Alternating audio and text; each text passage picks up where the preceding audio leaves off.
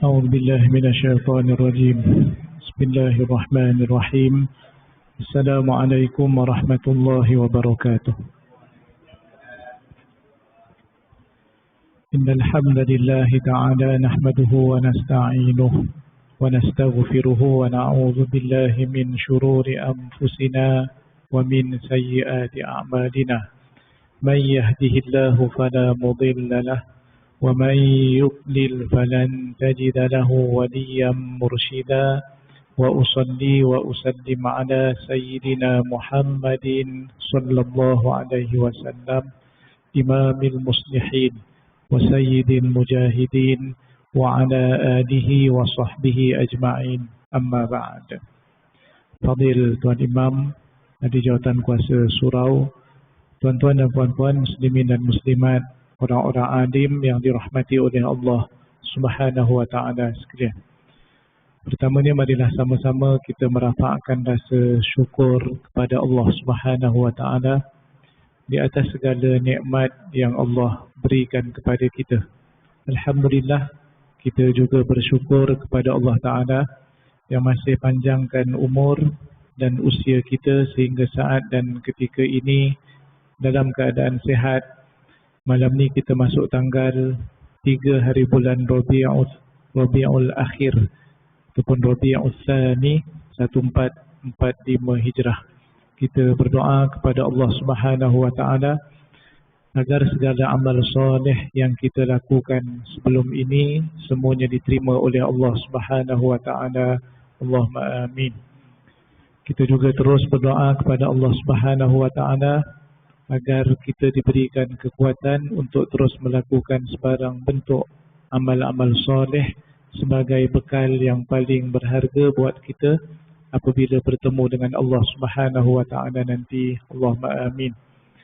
Dan tidak lupa kita terus berdoa pada Allah Subhanahu wa taala agar Palestin, Baitul Maqdis, Masjidil Aqsa dan orang-orang Islam di Palestin diberikan kekuatan, keselamatan dan juga sebarang bentuk bantuan daripada Allah Subhanahu wa taala. Kita sedia maklum ada banyak pendapat. Ada yang kata jangan kita doakan kepada kehancuran orang-orang Yahudi, tapi doakanlah supaya mereka dapat hidayah daripada Allah taala. Tapi buat masa ni nampaknya dengan namanya Zionis itu adalah sesuatu yang mencabul hak asasi manusia. Pada masa yang sama memang kita nak mereka beriman kepada Allah Ta'ala, tetapi pada masa yang sama juga Allah berikan kita isyarat bahawa orang-orang Yahudi dan orang-orang Nasrani ini tidak akan mungkin mengikut kita, sehinggalah kita yang mengikut mereka. Dalam Al-Quran Allah Ta'ala berfirman, A'udzubillahi minasyaitonirrajim, وَلَنْ تَرْضَى عَنْكَ الْيَهُودُ وَلَنْ نَصَارَى حَتَّى تَتَّبِعَ مِلَّتَهُمْ. Tidak sekali-kali.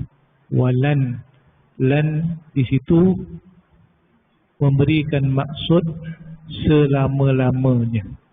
Kalau lam lain maksudnya, kalau la juga lain, tetapi Allah gunakan perkataan lan, iaitu tufid al-abad, memberi maksud dan faedah selama-lamanya.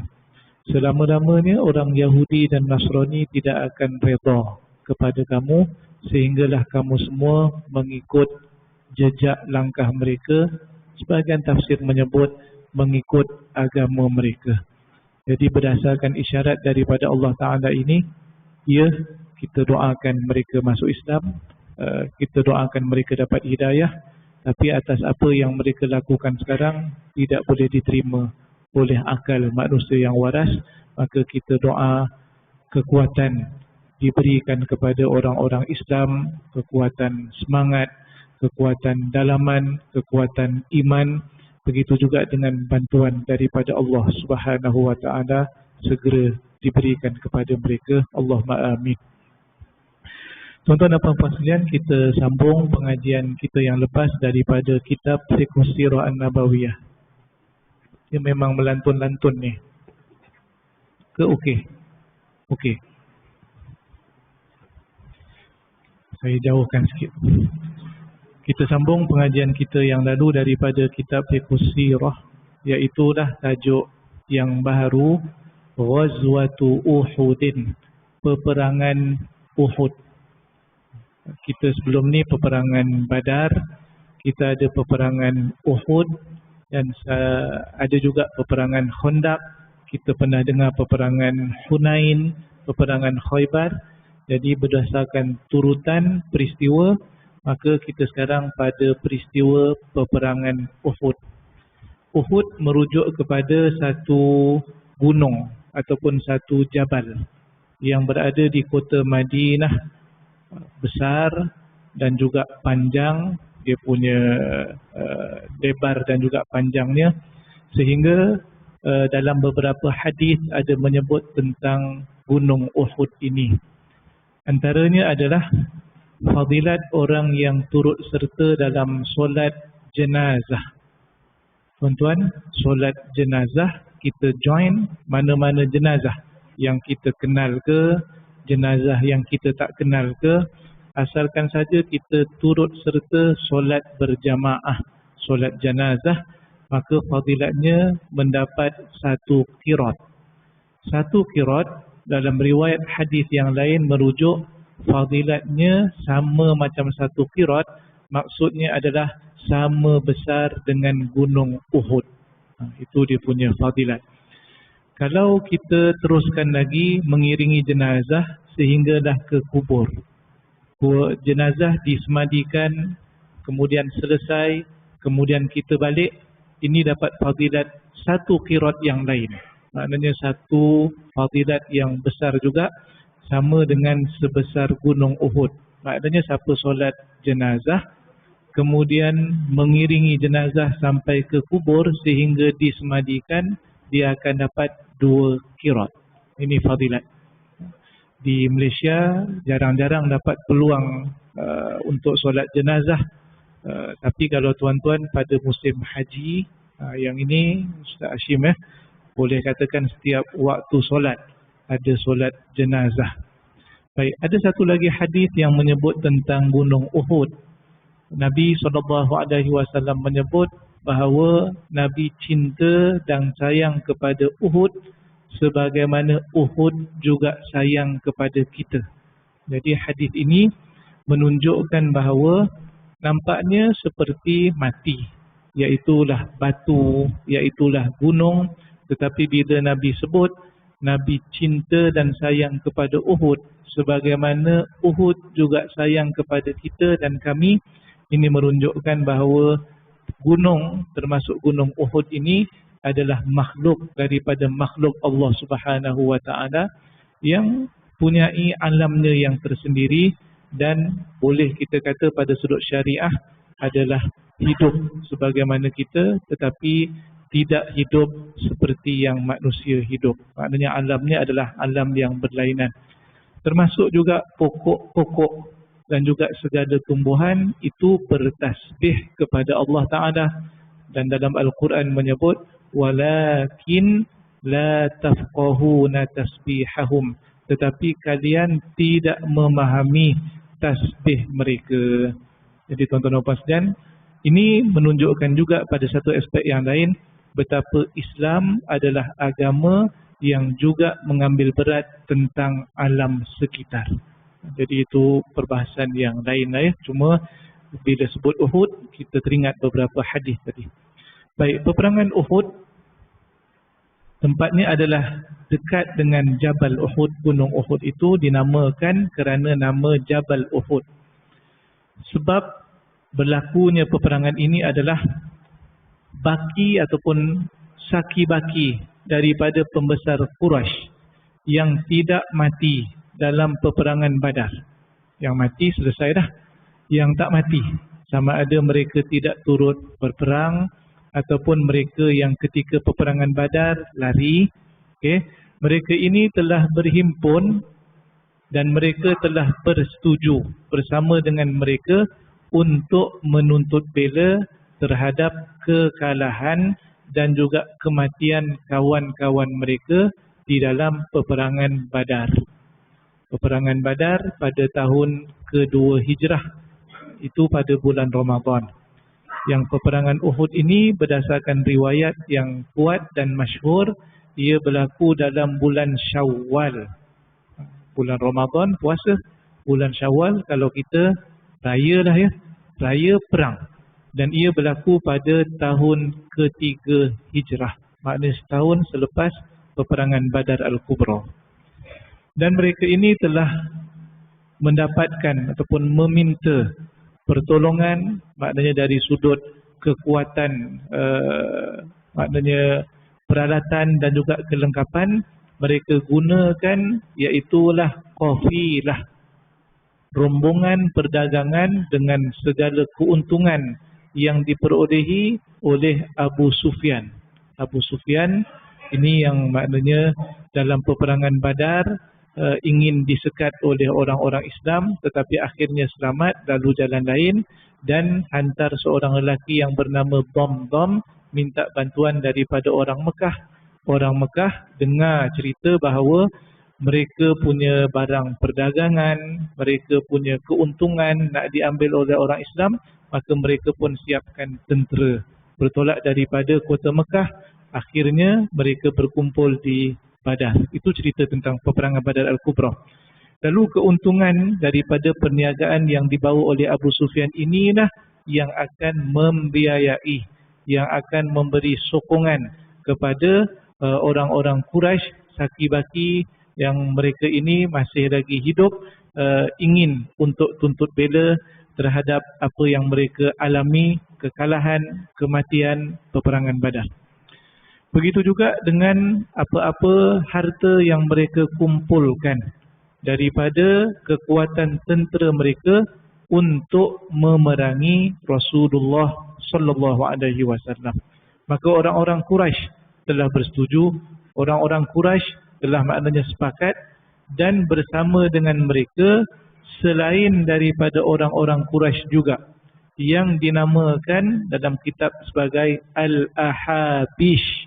Al-Ahabish iaitu kumpulan lain yang turut serta bersama dengan pembesar Quraisy. Dan mereka ini juga dibantu pada sudut strateginya dengan sejumlah daripada golongan wanita. Golongan wanita dibawa sekali dalam kumpulan tentera mereka. Tujuan apa dia? Tujuannya supaya orang-orang lelaki dalam kalangan mereka tidak lari. Tengok bini juga turut serta dalam peperangan, dia nak lari mana? Jadi kalau balik ke rumah, bini pun tak ada. Jadi ini tujuan. Mereka bawa sekali orang-orang perempuan, isteri-isteri mereka dalam kumpulan tentera mereka ini, supaya orang-orang lelaki tidak lari apabila mendapati bahawa bersama dengan mereka adalah isteri-isteri mereka ketika bertempur dengan orang-orang Islam. Seterusnya, wa kharaju min Makkah, dan mereka telah keluar daripada kota Mekah, wa qad balaghu 3,000 muqatil, dan jumlah mereka semuanya ada sebanyak ataupun seramai 3,000 orang tentera. Tentera tak termasuk yang perempuan, tentera saja 3,000. Jadi kalau dahulu mereka 1,000 orang lawan dengan tentera Islam 300 lebih. Dalam riwayat dan tarikh kitab-kitab sejarah menyebut mereka 3,000 orang dan tentera Islam adalah seramai 1,000 orang. 1,000 orang. Jadi dua-dua peperangan ini tentera Islam adalah sedikit berbanding dengan tentera musuh. Rasulullah SAW mendengar khabar dan juga maklumat yang mereka ini keluar daripada kota Mekah nak menuju ke Madinah, nak tuntut bela apa yang mereka alami, kalah, mati ketika peperangan Badar. Lalu Nabi SAW panggil para sahabat dan berbincang. Jadi ini satu contoh yang penting yang boleh kita ambil pengajaran, iaitulah Nabi berbincang. Peperangan Badar pun Nabi berbincang, minta pandangan orang Islam dalam peperangan ini juga Nabi mengambil pandangan dan bertanya kepada para sahabat yang lain. Lalu Nabi SAW memberikan pilihan kepada orang-orang Islam di antara dua. Yang pertama, al-khuruj limulaqatihim wa qitalihim. Yang kedua, wal baqa fil Madinah. Sama ada keluar daripada kota Madinah, maknanya tidak berlaku pertempuran di dalam kota tetapi di luar kota Madinah, ataupun pilihannya adalah mereka tunggu saja di kota Madinah, al-baqa, kekal tinggal di kota Madinah, kemudian bila mereka sampai menyerang barulah maknanya bertahan. Fa in dakhalu alaihim fiha qataluhum. Kalau sekiranya mereka masuk ke kota Madinah, barulah mereka akan memerangi mereka. Maknanya dua, sama ada di luar kota Madinah ataupun di dalam kota Madinah. Fa kana ra'yu ba'di syuyukh minal muslimin adamul khuruj minal Madinah. Adalah pendapat sebahagian daripada syuyukh muslimin. Syuyukh muslimin bermaksud orang-orang Islam yang senior, yang awal masuk Islam. Maknanya ini termasuklah juga orang-orang Islam khususnya muhajirin, kerana di Madinah itu kebanyakannya adalah orang-orang Islam yang baru masuk Islam, dalam kalangan orang-orang Ansar, melainkan beberapa orang yang masuk Islam sebelum daripada hijrah. Jadi kalau disebut syuyukh minal muslimin, bermaksud kebanyakan daripada orang-orang muhajirin yang berhijrah, iaitu orang yang awal masuk Islam. Mereka ini pandangannya adalah supaya tidak keluar daripada kota Madinah. Maknanya duduk saja di kota Madinah, tidak perlu keluar. Wa kana Abdullah ibn Ubay ibn Salul min ashabi hadzal ra'i. Siapa dia Abdullah bin Ubay ibn Salul? Ini adalah ketua orang munafik. Disebutkan dalam kitab ini bahawa adalah Abdullah bin Ubay bin Salul adalah termasuk daripada orang yang berpandangan dengan pendapat ini. Maksudnya apa? Pandangannya adalah pandangan iaitu bertahan di kota Madinah. Baik. Ghairu anna katsiran minas sahabah, tetapi yang lebih ramai dalam kalangan para sahabat, yang lebih majoriti dalam kalangan para sahabat, iaitulah mereka ini yang tidak sempat dalam peperangan Badar. Mereka ini tak terlibat, kebanyakannya tak terlibat dalam peperangan Badar. Jadi semangat tinggi. Hari itu peperangan Badar orang Islam menang. Jadi mereka tidak sempat bersama dalam peperangan itu, maka kali ini mereka nak turut serta. Kalau yang lepas menang 300 lawan 1000, yang ini tak kiralah angkanya berapa, maka keyakinan mereka adalah kemenangan pada orang-orang Islam. Kumpulan ini berpandangan bahawa lebih sesuai keluar daripada kota Madinah. Maknanya raghabu fil khuruj, mereka nak keluar, nampak memang nak berperang.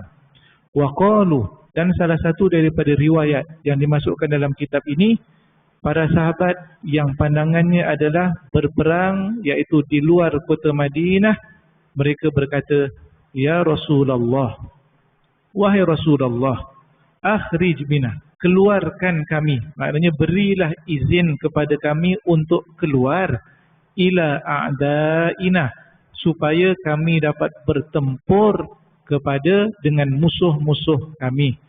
La yarawna, dan mereka tidak melihat kita, anna jabanna anhum wa dha'afna, supaya mereka tidak berfikir, supaya mereka tidak melihat kita ini penakut. Itu tujuan. Jadi lain dah dia punya niat dah.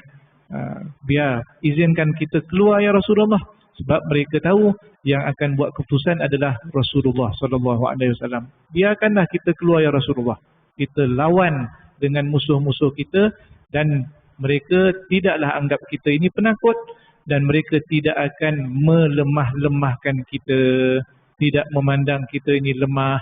Biar kita keluar, jangan duduk dalam. Sebab kalau duduk dalam kota Madinah, mereka tak nampak persediaan kita, tidak nampak nanti kuda kita, tidak nampak nanti senjata kita. Tapi kalau kita keluar, siap-siap keluar, mereka sampai kita dah kat luar, mereka tidak akan memandang kita ini penakut, mereka tidak akan memandang kita ini lemah. Ini kata-kata mereka, hujah sokongan. Walam yazal ashab hadha ar-ra'i bi Rasulillah sallallahu alaihi wasallam hatta wafaqahum ala ma aradu. Sentiasalah kumpulan ini, iaitu sahabat yang cenderung untuk berperang di luar kota Madinah, dia meyakinkan Nabi SAW, sentiasa bagi hujah, pujuk Nabi SAW. Kalau dalam riwayat lain, sepertinya dilihat Rasulullah SAW cenderung kepada suara minoriti para sahabat yang lebih senior, iaitu duduk di kota Madinah, bukannya keluar.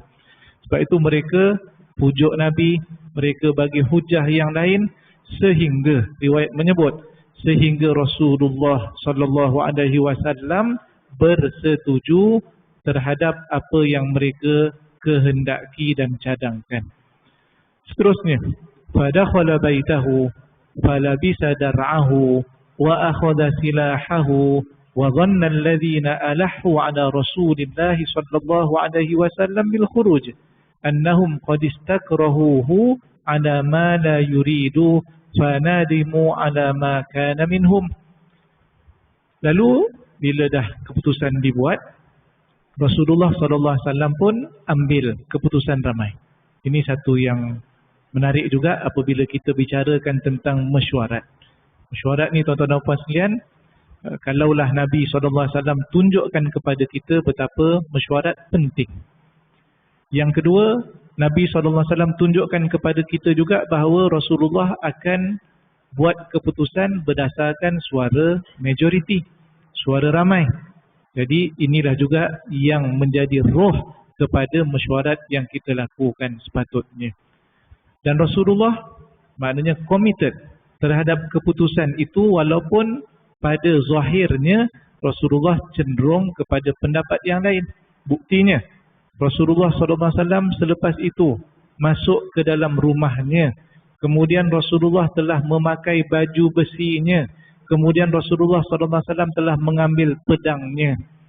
Lalu pada waktu ini, orang-orang dalam kalangan yang memberi cadangan supaya keluar, dan Nabi telah bersetuju untuk keluar daripada kota Madinah, mereka menyangka bahawa mereka telah memberatkan Rasulullah SAW. Lalu mereka rasa menyesal.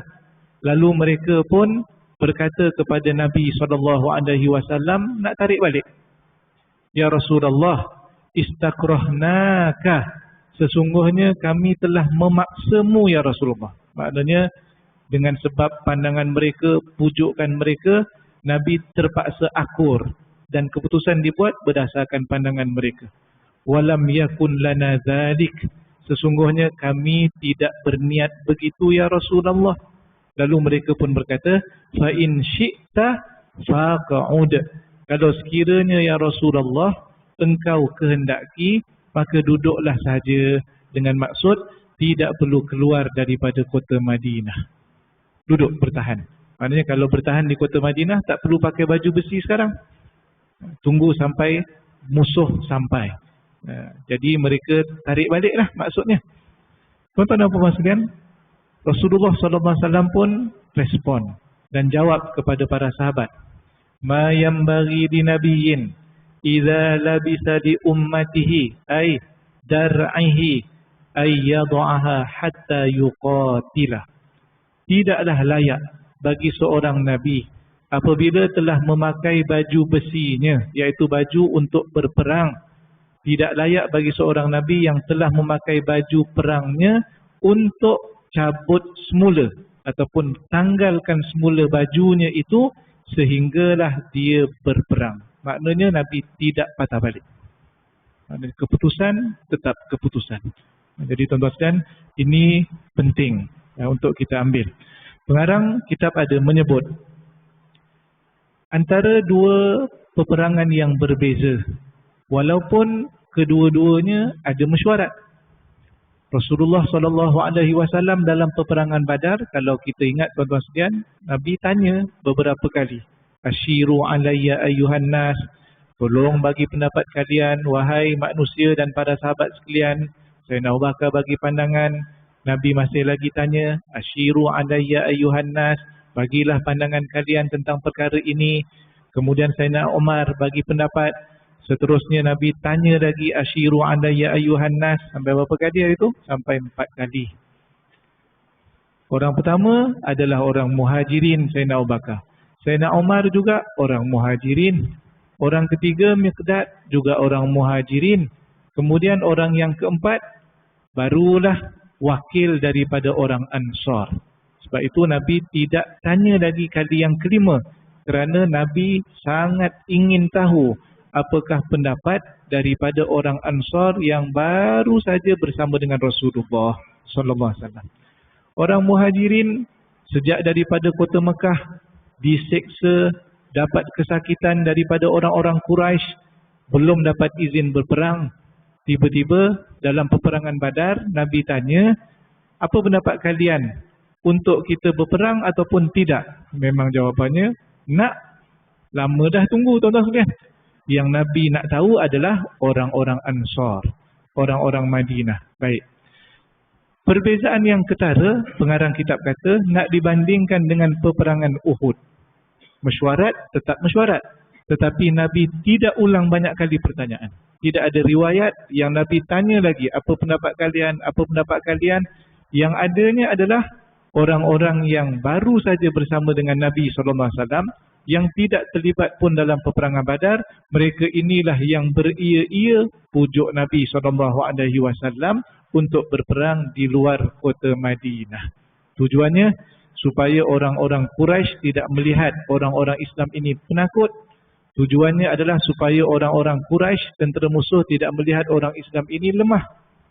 Bila keluar dengan kelengkapannya, maka terzahir kekuatan, kelengkapan dan juga seumpamanya, maka mereka tidak akan melemah-lemahkan orang Islam.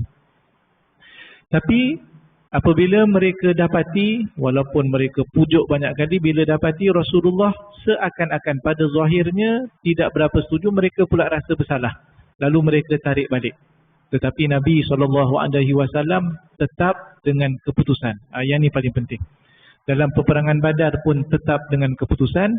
Dalam peperangan Uhud juga tetap dengan keputusan. Jadi tuan-tuan dan puan sekalian, ketika mesyuarat, silakan bagi pandangan secukupnya. Jangan diam aja. Kita ni suka diam waktu mesyuarat. Lepas mesyuarat, banyak pula ahli mesyuarat yang bagi pandangan. Itu yang susah tu kadang-kadang. Hari tu dah okey dah rasa-rasa. Lepas mesyuarat, ramai ahli mesyuarat. Padahal mesyuarat dah habis. Waktu mesyuarat, okey je. Yang ni kena betulkan. Nak bagi pandangan, setuju dalam mesyuarat. Nak bagi pandangan, tidak setuju dalam mesyuarat. Maknanya bagilah hujah. Kerana dalam mesyuarat itu ada barakah. Kemudian, selepas daripada mesyuarat habis, keputusan dibuat, maka ia adalah keputusan semua. Bukan keputusan orang yang bagi pandangan itu saja. Yang ni kena betul-betul tuan-tuan dan puan sekalian. Sebab masyarakat kita ni kadang-kadang ikut kepala sendiri, ikut nafsu sendiri. Itu yang akhirnya bila satu-satu keputusan dibuat, takdir Allah Ta'ala tak menjadi yang dilakukan, dia akan keluar tu.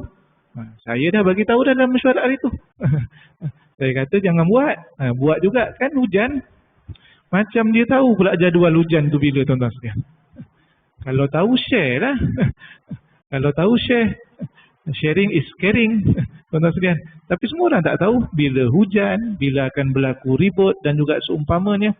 Selepas mengambil sebab dan musabab, kemudian kita berbincang, kemudian kita semak data, kemudian kita analisis, buat keputusan, kemudian itu keputusan kita, maka bertawakal kepada Allah. Baik, itu yang sepatutnya. Rasulullah sangat committed dengan keputusan. Lalu Rasulullah SAW sebut hadis yang sangat masyhur. Tiadalah bagi seorang Nabi bila dah pakai baju besi, baju perang, akan tanggalkan baju itu sehinggalah peperangan. Maknanya on. Kalau dah keputusan kata keluar daripada kota Madinah, baju ini akan dipakai sehingga peperangan akan maknanya berlaku. Kalah atau menang itu cerita lain. Tetapi ini menjadi kaedah dalam fiqh bahawa Nabi SAW tidak akan berundur selepas keputusan dibuat dalam satu-satu peperangan. Itu sifat dan ciri seorang Nabi. Baik, kita ni kadang-kadang diuji oleh Allah Ta'ala, terutamanya mungkin pengerusi, terutamanya mungkin ketua, ada orang lain pula influence. Sebenarnya tak bagus keputusan yang kita buat ni. Dah, kita pula tarik balik, maklumkan. Kita tak jadilah buat sebagaimana yang kita putuskan hari itu, ini akan mengganggu. Kalau sekiranya ingin ambil pandangan lain tak jadi, kena dimesyuaratkan semula. Itu paling mudah dalam konteks sekarang. Kita ni tak ada seorang pun Nabi, tak ada seorang pun Rasul, tidak ada siapa yang dapat wahyu, semuanya sama, ketua, sama manusia biasa dengan ahli mesyuarat. Maka kalau rasa-rasa perlu ada keputusan lain, bawa semula dalam mesyuarat. Itu yang paling maknanya afdal dalam konteks sekarang ini. Seterusnya, thumma inna an-nabiyya sallallahu alaihi wasallam kharaja minal Madinah fi alfin min ashabih. Kemudian Nabi keluar daripada kota Madinah bersama dengan 1000 orang para sahabat. Demikian itu adalah pada hari Sabtu. Pada hari Sabtu, iaitulah 32 bulan selepas daripada hijrah Nabi SAW. Tuan-tuan boleh kira lah, hijrah pada bulan Rabiul Awal, 33 bulan selepasnya. Hatta idza kanu bainal Madinah wa Uhud, sehinggalah berjalan dengan para sahabat 1000 orang di antara Madinah dan juga gunung Uhud itu, tiba-tiba Abdullah bin Ubay ibn Salul bersama dengan 1/3 tentera Islam telah patah balik. Ini sabotaj tuan-tuan sekalian. 1000 orang, 1/3. Jadi maknanya kalau kita ambil 350, 320, maknanya tinggal lebih kurang 700 orang saja daripada tentera Islam. Lalu mereka tidak pergi. Alasannya apa? Mereka kata dalam riwayat yang lain, catatan yang lain, bahawa mereka setuju dengan pandangan minoriti. Kita orang tak nak keluar daripada kota Madinah. Kalau pergi juga, kami akan tarik diri. Itu yang mereka keluar sungguh, tuan-tuan sekalian. Jadi, apakah hikmah tentang kisah orang munafik ini keluar daripada kumpulan tentera Islam yang sudah pun bertolak? InsyaAllah kita akan sambung, kita akan bicarakan pada pertemuan akan datang. Saya rasa cukup sekadar itu pada malam ini. Yang baik datang daripada Allah, yang kurang daripada saya. Aqulu qawli hadza astaghfirullahal azim li wa lakum. Assalamualaikum warahmatullahi wabarakatuh. A'udzu billahi minasyaitonir rajim. Bismillahirrahmanirrahim. Allahumma faqihna fid din wa 'allimna at-ta'wil wahdina siratal mustaqim. Allahumma anfa'na bima 'allamtana wa 'allimna ma yanfa'una wa zidna 'ilma. Wa sallallahu ala sayyidina Muhammad wa ala alihi wa sahbihi wa baraka wa sallam. Walhamdulillahi rabbil alamin.